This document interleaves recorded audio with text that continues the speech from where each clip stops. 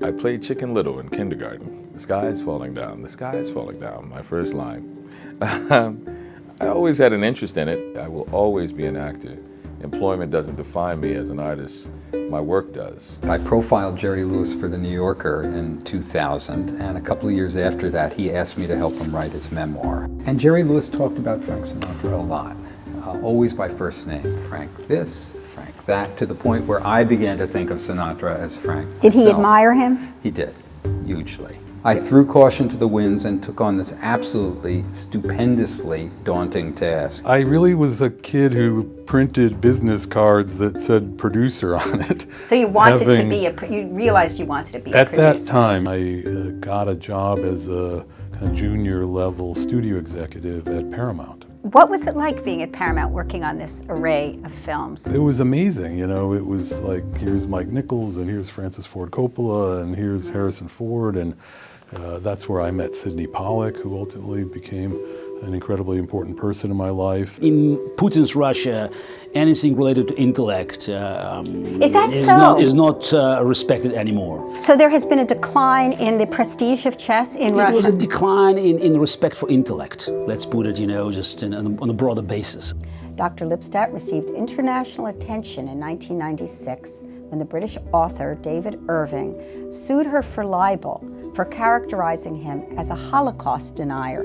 He was so reveling in expressing anti-Semitic views. They took his statements about the Holocaust and they tracked his footnotes back to the sources.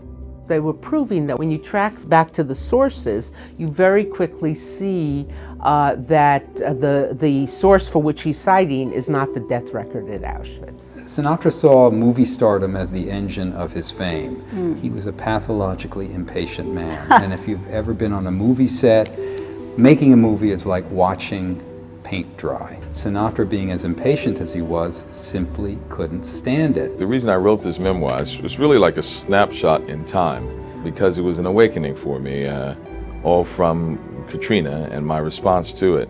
And it reminded me of the resilience that was already passed on to me and the legacy of my family. A 40-year-old document in a trial in 2000 with the judge ruling on this, he said, history is alive. I'm going to go do a PhD in history. And he did. Really? Yeah, he was inspired. Yeah, he was inspired. The moment you say politics in this country or in Canada or in Europe, people think, oh, it's a political campaign, fundraising, registering political parties, debates, elections. It's all fake in Putin's Russia. I always said that we were not trying to win elections, we were trying to have elections. And this is something that people in the West don't understand, that the way dictators see the world is quite different. You know, it's not like from our eyes. They never ask why. They always ask why not. And if you offer them an opportunity to fill the vacuum, they'll grab it. It's your voice. You got to be sincere, you know, and you got to have a passion for it. You got to know you're going to get rejected. You got to have perseverance and just try to develop your own point of view and your own individual voice, and you know, find how to express that voice in whatever form that takes. Wendell Pierce, I really want to That's thank not fair. you for a beautiful and profound interview. Thank you. And thank you for joining us today at the Drexel interview.